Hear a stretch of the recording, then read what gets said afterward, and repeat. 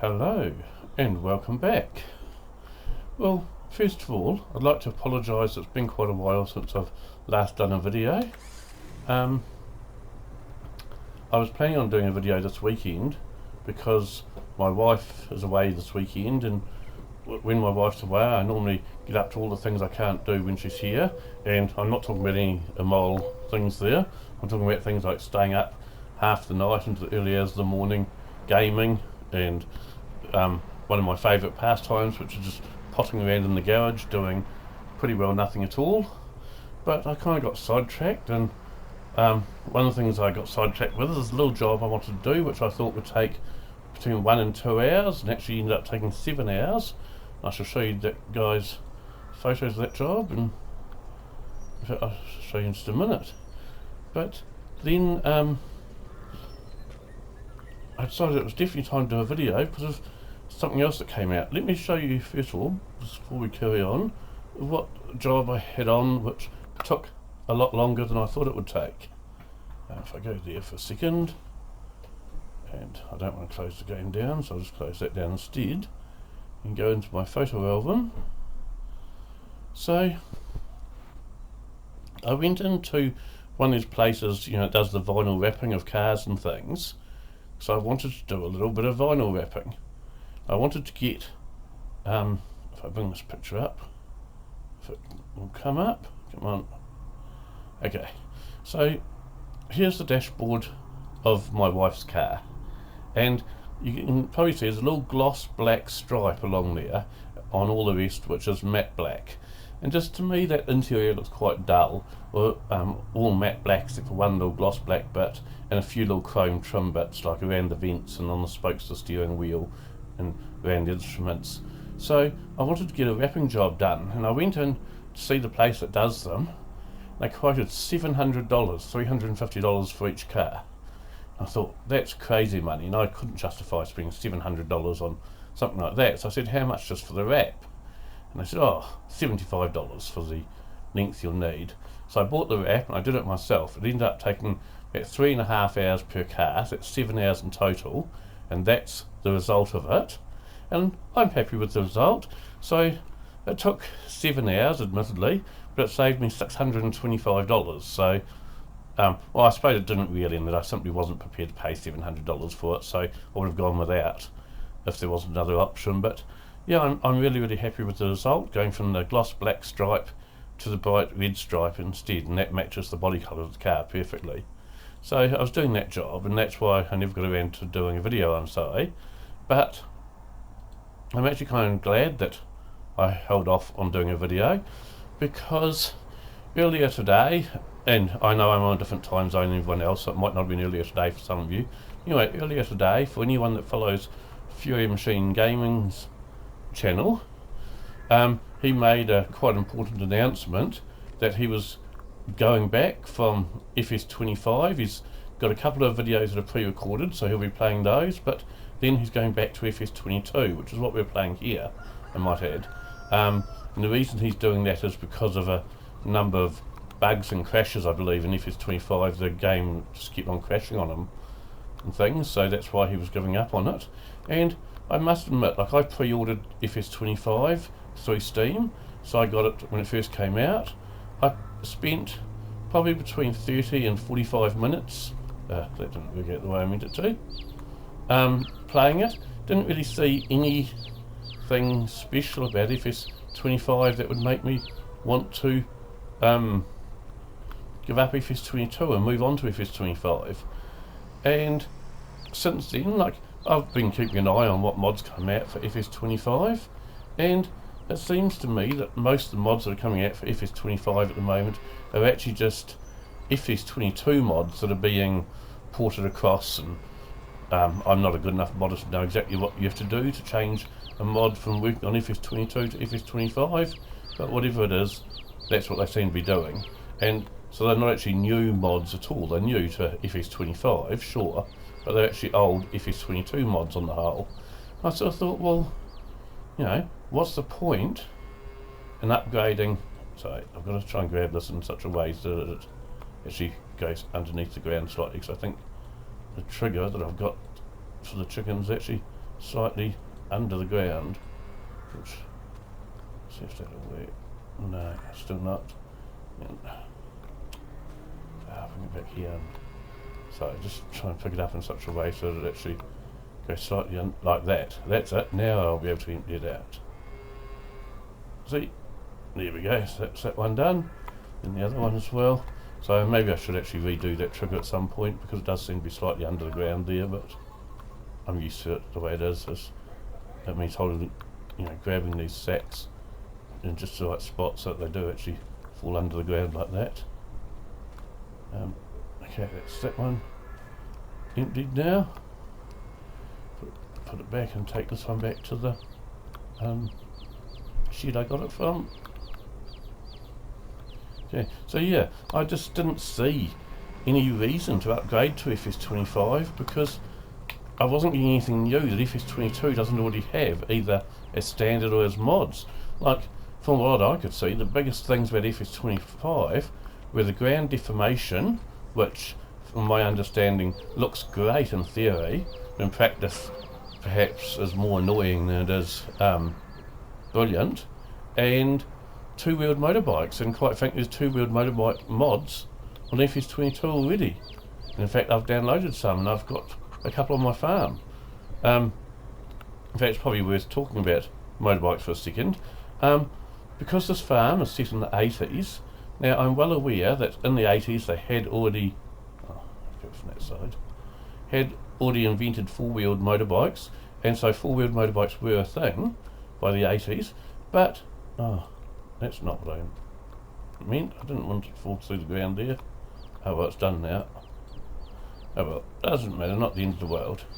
So yeah, four-wheeled motorbikes were a thing, but they were still pretty new, and therefore probably pretty expensive. Because this farm is sort of more of a farming on a budget, I felt it was better for this farm, set in the 80s, to have a three-wheeled trike here for carrying things on, and also maybe some two-wheeled motorbikes, which were also quite popular in the 80s. So that's what I've got. Now, I've actually had to take my REA wheels mod off, which is the one that causes tractors to dig into the mud. I do like that mod, I do really like it, but it wasn't compatible with two-wheeled motorbikes. Two-wheeled motorbikes just wouldn't work. The REA wheels mod installed, so I ended up taking that off. So anyway, I digress. So I didn't see any reason to upgrade to FS25. I didn't really see anything that FS25 had that FS22 didn't. And in fact, FS22 at the moment, I still maintain, has a lot of things that FS25 doesn't have. It has a lot more maps, and a lot of maps I haven't even started playing yet, but are on my, yes, I really like the look of that map, and I want to do that map one day. So I don't think I'll be going anywhere from FS22 for quite a while, probably not. But it means that maybe, I don't know, this is the beginning of me turning into AK. Because anyone that follows AK's channel will know that he plays FS13, FS15, FS17.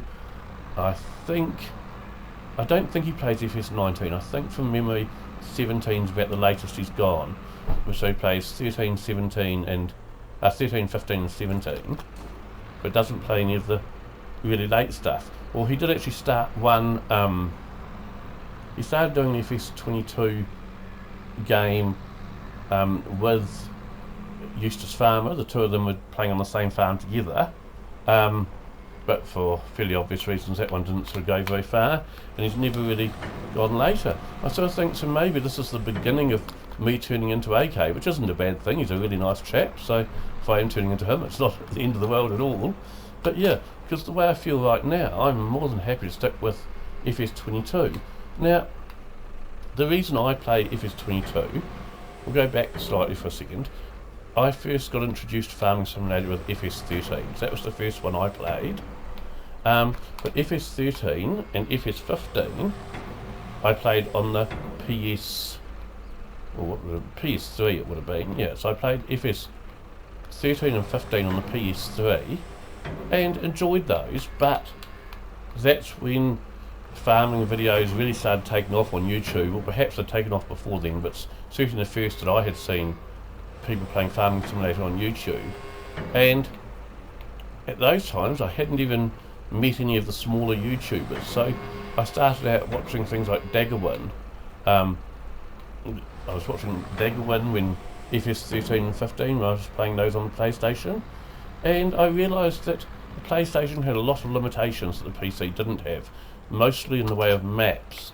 You know, I really loved these English maps and Irish maps and things with fences around them, and probably mostly because these maps are quite reminiscent of New Zealand farms as well in a lot of ways. The buildings are a bit different, having stone buildings and things, but whereas New Zealand buildings, we don't get stone buildings here in New Zealand, we get corrugated iron, or we get wooden structures, but wouldn't really get stone buildings or anything. But in every other aspect, in the way that all the fences are fenced off, whereas in American maps often they're not, is very reminiscent of New Zealand farms. And so it kind of appealed to me. I couldn't really do that with the PlayStation because there weren't the map mods for the PlayStation.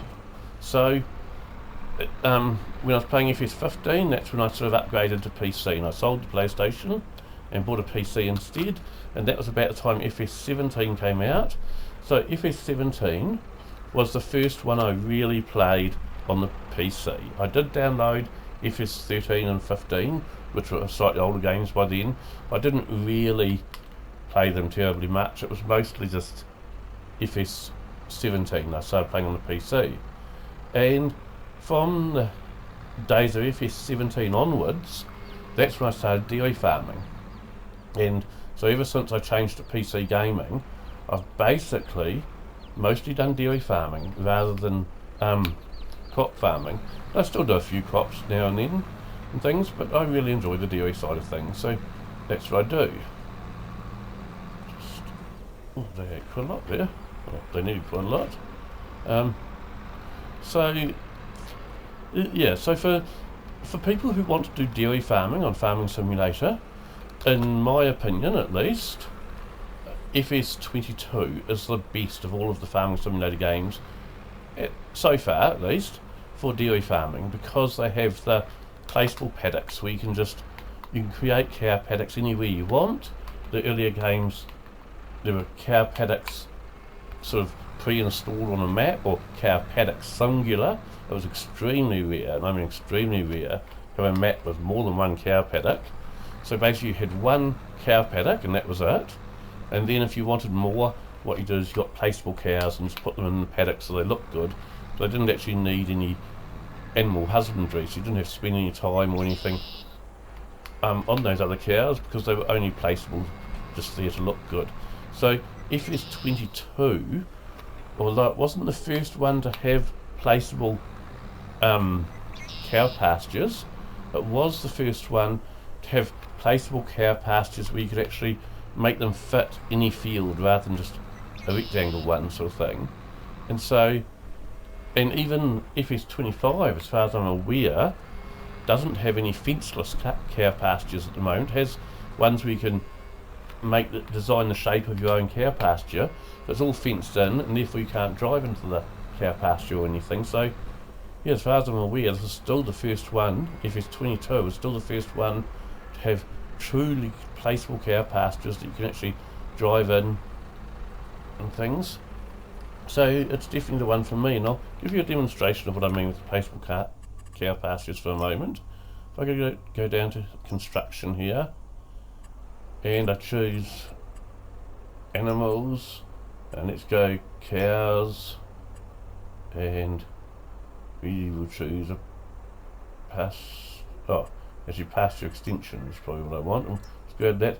Now you can see here, you see I've got paddocks here, and each paddock I've sort of filled the whole paddock with shapes, and you could completely fill it everywhere so there's no gaps whatsoever. I found it's a lot easier to do it like that, so you've got coverage of, most of the field has got these rectangle coverages, and it's not just rectangular shapes, you can do triangular shapes and things as well. That one there is my chicken run, where the chickens can run around all the yard there, and the rest are all cow pastures, as you can see. But so yeah, FS25 was the birth of this kind of placeable cow pasture where you could actually extend it and do it the way you wanted. So FS25, in my opinion, if you're into dairy farming, and I do say only if you're into dairy farming, is, in my opinion, the best of all the farming simulator games. But if you're not into dairy farming, then I know a lot of people that stopped at FS17 and think that one was the best, and certainly that one had probably what I would say is the biggest range of maps. So if you're into, lots of different farms, but for me, I don't really need a big range of maps, and when I start playing a map, I normally play it to death. Absolutely play it to death. I'll play the same map for years and years and years, but I do like to have a few different maps to choose from, and I think I've said it before, and I'll definitely say it again. FS22 here certainly has about half a dozen maps I'm either actively playing or want to play at some point. So very, very happy with the selection of maps. To me, if you've got half a dozen maps that you think are great looking maps, that's probably plenty. You don't need more than that.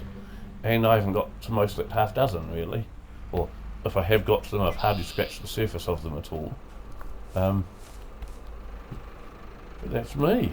So that was so yeah, that's what I thought I'd discuss today, is the fact that oh shoot, that did that wrong, didn't I? It's the fact that Fury Machine Gaming has just announced he's going back from FS25 to FS22, and I can understand why, because I've seen nothing in FS25 to jump out at me yet and convince me that I should move on, which is why I haven't moved on yet.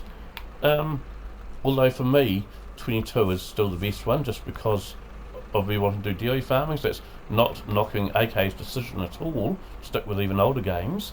I can absolutely understand why. If dairy farming isn't really your thing, then any of the earlier games are probably just as good as this one on the whole, and arguably some of them are probably better than this one in terms of graphics. I think FS17 was probably the best one ever in terms of graphics, my opinion, but it didn't. You can't do dairy farming as well as you can on 22, so for that reason 22 gets my vote. But I'm not knocking anybody else with their choices, even if you've chosen to move forward to FS25. In fact, the one I should probably be playing is the one that PA Playboy plays. If you've seen any of his videos, talk about ultra realistic. I mean, you get fog, but it's not overdone like the FS25 fog is. You get apple trees, and it's not the same tree just repeated time over time over time, again and again, but each apple tree actually looks individual. Brilliant textures. If you've ever seen any of the farming stuff that PA Playboy does, brilliant ground textures. You couldn't knock it in the slightest. Good range of small tractors, which I like. He's got some really nice small tractors I've seen him driving and things, so probably actually even better than FS22 would be to do the same thing as PA Playboy's doing. But anyway, that is going to be my rant over. I'm going to probably call this video here, and I will finish feeding all my cows offline. One other thing I will show you quickly is, right now it's, where are we? It's the 2nd of November, so we're just about to hit winter. Of course, there's not a lot to do on a dairy farm over winter, so I may fast forward through some of those winter months, the winter months, and basically just fast forward through the season. I haven't decided yet. I have already got all my cows down into my winter paddocks for the ready for the winter, so none of them are up on the hills there, straight ahead of me there, up on those hills. They're also cow paddocks, but all those cow paddocks are empty now. I've brought all my cows down off the hills onto the flat for the winter, because the way I'm doing this farm is I do not put my cows all in the barn over winter. Even if it snows, they stay outside. I will put straw bedding out on the fields if I need to and things, but I don't bring them inside. So the only cows that are actually indoors are the calves, which are either in the calf igloos here these ones are getting almost big enough now to be sold off actually, and I've got a little calf barn here, but it's only my calves that are indoors. All my cows are outdoors, and they stay outdoors even over winter with just some extra straw.